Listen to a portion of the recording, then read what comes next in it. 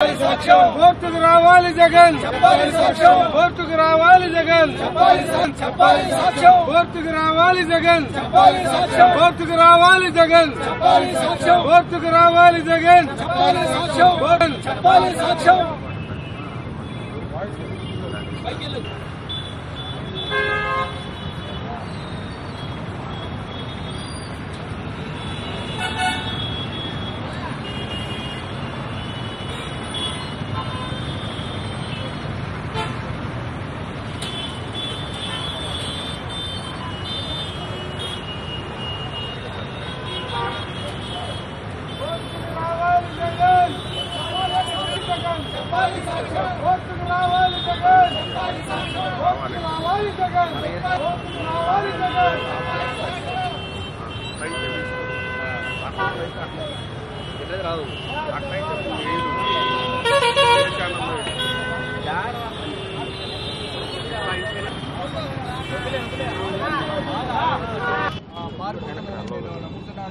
జగన్మోహన్ రెడ్డి ఈ కేసులో వస్తే ఇప్పుడు వారికి 80% ప్రొసీడింగ్ కంప్లీట్ అయింది.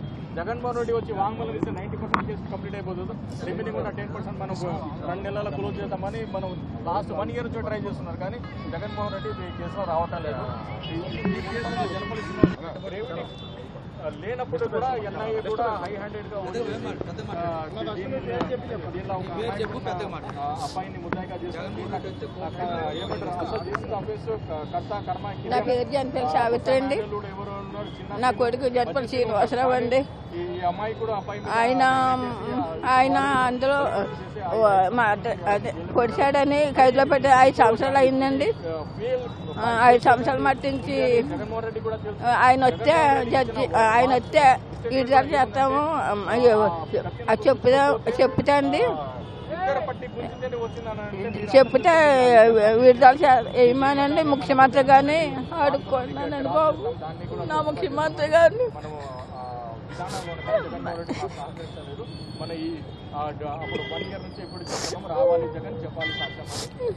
సాక్ష్యం చెప్తే నా కొడుకు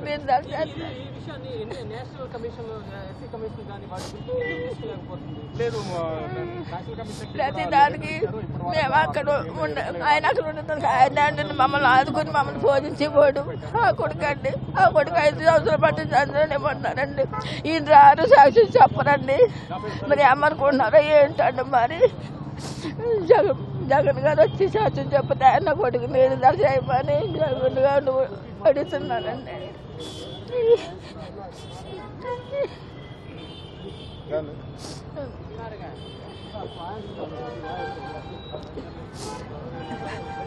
గారండి మమ్మల్ని పీటర్ గారు శైలమ్మ గారే ఆదుకుంటున్నారండి. మాకు ఇంటికి రాలో చిన్నప్పటికీ మీరు మందులు ఎంచుకోమంటే నొప్పుతున్నారండి.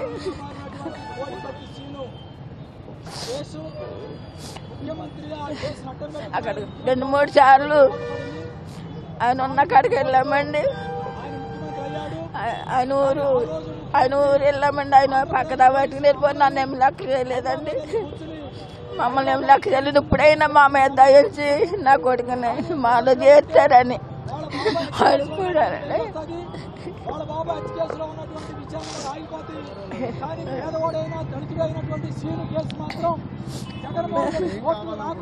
నా కొడుకుని మాత్రం ముఖ్యమంత్రి గారు మా మీద దయించి మాలో అని అడుగుతున్నారండి. సాక్ష్యానికి రావట్లేదండి. సాక్ష్యం చెప్పి ఏదో చెప్పాలి కదండి. ఇంకా ఎన్నాలని ఉండొస్తారండి అందులోని. నేను రాబోట కారణం పెట్టు చెప్పొచ్చు కదండి. పోనీ అని రాడు ఇలాగైపోతున్నదండి. ఈ 5 సంవత్సరాలు అయిపోయిందండి. తక్కువ అయిందండి. 5 సంవత్సరాలు అయిపోయిందండి. ఇంక ఎలా పెడతామండి తల్లిదండ్రులు. ఆయన ఏమో మంచి పట్టేసాను ముసలాయన కొడుకు బెంగట్టేది. నేను ఏదో పట్టు బలవతులు వస్తున్నాను. నేను రాలేనండి అసలు. మన మమ్మడి వారమండి అమలాపురం నా సైడ్ అండి. మాది ఎంత దూరం నుంచి దూరం వచ్చానంటే ఆయన జారి జబ్బు ఉండలేదండి. ఆయన మా ముఖ్యమంత్రి గారు మా మీద దయించి నా కొడుకుని చేయకపోతే మేమేమి ఆత్మహత్య చేసుకుంటామండి. డబ్బు రానండి. ఇంకా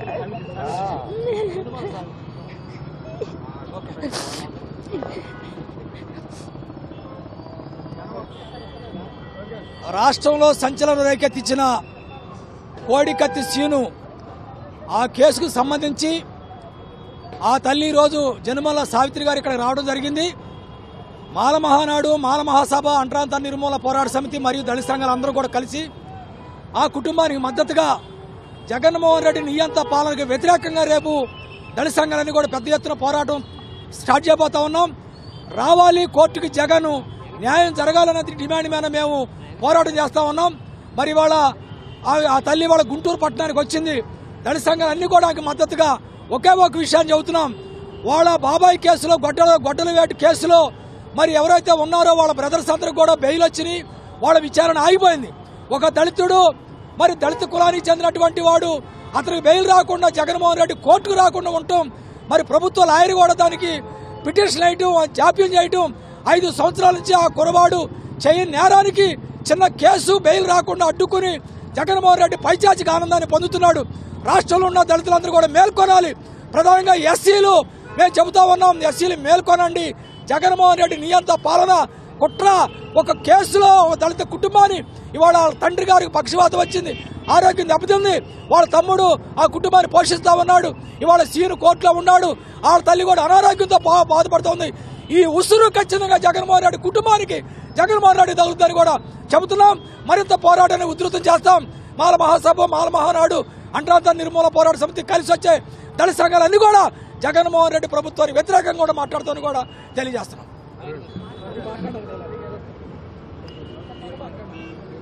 మీడియా మిత్రులకి ఉద్యమ జైభీములు.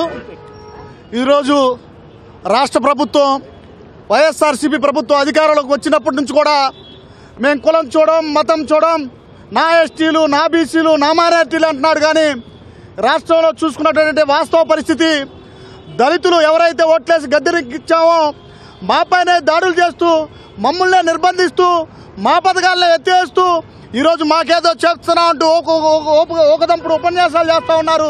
దానికి ప్రత్యక్ష సాక్ష్యమే ఈరోజు కోడికత్తి సీను కుటుంబం. ఎందుకంటే గడిచిన 4 సంవత్సరాలుగా ఈరోజు మీ కుటుంబానికి సంబంధించిన హత్య కేసులో బెయిల్ వచ్చింది. అదేవిధంగా నీకు సంబంధించిన ఆస్తులకు సంబంధించిన సిబిఐ దాంట్లో బెయిల్ వచ్చింది. కానీ కోడికత్తికి సీనుకు సంబంధించిన కేసులో 307ని ఆల్టర్ చేసి ఎన్ఐఏ కోర్టు నుంచి కూడా బదిలీ వచ్చిన నువ్వు వచ్చి సాక్షి అయితే ఆ నిరుపేద కుటుంబానికి అన్యాయం జరగకుండా ఉండే పరిస్థితి ఉన్నా కూడా నువ్వు ఈరోజు కోర్టుకు రాకుండా నీకు నీ కుటుంబ సభ్యులను కలవడానికి లండన్ వెళ్తానికి పర్మిషన్ ఉంటుంది. అదేవిధంగా రాష్ట్ర వ్యాప్త పర్యటన చేయడానికి కుటుంబం ఉంటుంది. నిజంగా నీకు దళితుల పట్ల చిత్తశుద్ధి ఉంటే నువ్వు వచ్చి ఈ కుటుంబానికి న్యాయం చేయాలనుకుంటే ఆ పేద కుటుంబానికి న్యాయం చేయాలి, అండగా ఉండాలి అని నీకు నీ మనసులో ఉద్దేశం ఉన్నట్లయితే కోర్టుకు వచ్చి సాక్ష్యం చెప్పేవాడు. కానీ రోజు రోజుకి నీరు గారుస్తూ ఉన్నాం. గతంలో చూసినట్లయితే అయేషా మేరస హత్య కేసులో సత్యంబాబు కుటుంబం జీవితం ఏ విధంగా నాశనమైందో ఈరోజు మరో సత్యంబాబు కుటుంబం ఈరోజు కోడికత్తి కుటుంబం కాబోతుంది. ఆ రోజు సత్యంబాబు కూడా ఏదైతే అతని మీద తప్పుడు కేసులు పెట్టారో మొత్తం అవన్నీ తప్పుడు కేసులు నిరూపించుకొని బయటకు వచ్చాడు. కానీ అతని జీవితం మొత్తం పాడైపోయింది. ఈరోజు కోడికత్తి కుటుంబం కూడా అదేవిధంగా మన కళ్ళ ముందు కనబడుతుంది. నిజంగా రాష్ట్ర ప్రభుత్వానికి దళితుల పట్ల చిత్తశుద్ధి ఉంటే జగన్మోహన్ రెడ్డి రావాలి కోర్టుకి, ఈ కుటుంబానికి చేయాలి న్యాయం అని డిమాండ్ చేస్తున్నాం. లేకపోతే రాష్ట్ర వ్యాప్తంగా కూడా ఈ కుటుంబాన్ని తీసుకొని మాకు జరుగుతున్నటువంటి అన్యాయాల మీద ప్రజల్లోకి తీసుకెళ్తారని సందర్భంగా హెచ్చరిస్తూ సెలవు తీసుకున్నాను. జై భీమ్, జై భారత్. జగన్మోహన్ రెడ్డి అటాక్ కేసుల ప్రొసీడింగ్ కోర్టు ప్రకారము మనము 8 సార్లు బెయిల్ వేసామమ్మా. 8 సార్లు బెయిల్ డిస్మిస్ అయింది. కానీ ఈ కేసులో 80% ప్రొసీడింగ్ కంప్లీట్ అయింది. జగన్మోహన్ రెడ్డి వచ్చి వాంగ్మూలం ఇవ్వాలి. జగన్మోహన్ రెడ్డి ఎక్కడ వాంగ్మూలం ఇస్తే ఈ కేసు 90% ప్రొసీడింగ్ అవుతుంది. కానీ ఒక ముఖ్యమంత్రి ఉన్న హోదాలో ఆయన ఒక న్యాయం మీద ఏమిటారు ఓత్ తీసుకున్న మనిషి విధి విధానాన్ని ఏమిటారు వైలేషన్ చేసి కోర్టుకి రావటం లేదు. అది బాధాకరంగా ఉంది. మరి ఒక ముఖ్యమంత్రిగా ఉండి ఆయన కోర్టుకి రాకుండా పారిపోతున్నాడు అంటే అది కూడా ఒక కామెడీగా ఉంది. ఈ కేసులో నేను జనపల్లి శ్రీనివాసరావు ఫ్యామిలీకి, జనపల్లి శ్రీనివాస్కి నేను న్యాయం చేయాలనే విధానాలు నేను ఉన్నాను.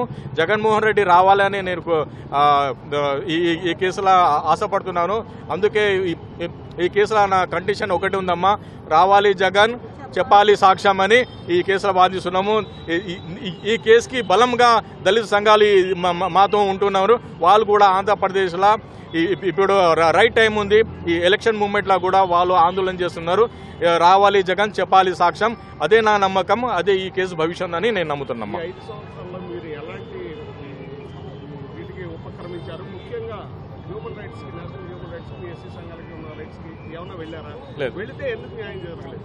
చూడండమ్మా, నేను ఒక లాయర్ ఉన్నాను, నా పరిధి కోర్టు ఉంది. నేను కోర్టులో అయితే కేసు వాదించాను. కేసులు వాదించేసి ఏమంటారు ఫైనల్ ఇష్యూలో తీసుకొచ్చాను. దాంతోపాటు మనం నేషనల్ హ్యూమన్ రైట్ కమిషన్కి కూడా లెటర్ పెట్టాము, ప్రెసిడెంట్ ఆఫ్ ఇండియాకి కూడా పెట్టాము, అప్పుడు సుప్రీంకోర్టుకి కూడా పెట్టాము. కానీ మాకు అక్కడ నుంచి ఏమీ పాజిటివ్ రెస్పాన్స్ రాలేదు. కానీ ఈ కేసుల రూల్ ప్రకారము ప్రొసీడింగ్ కంప్లీట్ చేద్దాం, జగన్మోహన్ రెడ్డి వాంగ్మూలం ఇస్తే కేసు కంప్లీట్ అవుతుంది కదా అన్నారు. అతను ఇచ్చిన అబద్ధము, ఆయన చెప్పిన అబద్ధం బయటపడుతుందని ఆయన భయంతో రావటం లేదని నేను నమ్ముతున్నానమ్మా. జగన్మోహన్ రెడ్డి వస్తే వాస్తవాలు బయట వస్తాయి. ఈ కేసులో అతనికి ఈ కేసుకి ఏం సంబంధం లేదు. దీనికి కర్త కర్మ క్రియ ఎవరు ఉన్నాడంటే బొత్స మేనల్లుడు ఎవరు ఉన్నాడు, మధ్య సీను, చిన్న సీను అతని కార్యకర్త, అతని ఇది ఉన్నాడు. ఎందుకంటే దీనిలో ఇచ్చిన వాంగ్మూలం ఎవరు, LW1 ఎవడు ఉన్నాడు, Dinesh Kumar, deputy superintendent of the airport. ఆయన కంప్లైంట్ ఇచ్చినప్పుడు కూడా నేను కళ్ళుతో చూడలేదన్నాడు. ఆయన ఇచ్చిన వాంగ్మూలంలో కూడా జగన్మోహన్ రెడ్డికి జన్నేపల్లి శ్రీనివాసరావు పొట్టేలాగా, సంపేలాగా, స్టాబింగ్ చేసేలాగా, పోకింగ్ చేసేలాగా అని చూడలేదు. సో దీని ప్రకారం మీరు అర్థం చేసుకోండి ఈ కేసు వాస్తవాలు ఏమున్నాయి, దీనిలో ఎంత అబద్ధం ఉంది. అందుకే జగన్మోహన్ రెడ్డి అప్పుడు నాకు ఏపీ పోలీసు వద్దు అన్నాడు, NIA కావాలన్నారు. ఎందుకంటే బాబాయ్ అబ్బాయి సినిమాలాగా తీశారు వాళ్ళు NIA. అది దీంట్లో NIA కూడా నరేంద్ర మోదీ ఇన్వెస్టిగేషన్ కింద వచ్చారు, కానీ వాళ్ళు నేషనల్ ఇన్వెస్టిగేషన్ కింద రాలేదని నేను ఆరోపిస్తున్నాను.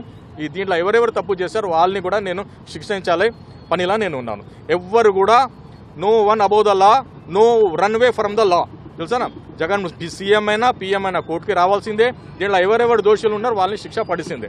ఇదే నా పోరాటం దీంట్లో ఉన్నారు. ఈ ఫ్యామిలీకి నేను అడ్డంగా ఉంటాను. 5 years నుంచి అడ్డంగా ఉన్నాను. ఇంకో 5 years కావాలంటే కూడా నేను అడ్డంగా ఉంటాను. ఇదే నా మీకు ఇస్తున్న హామీ.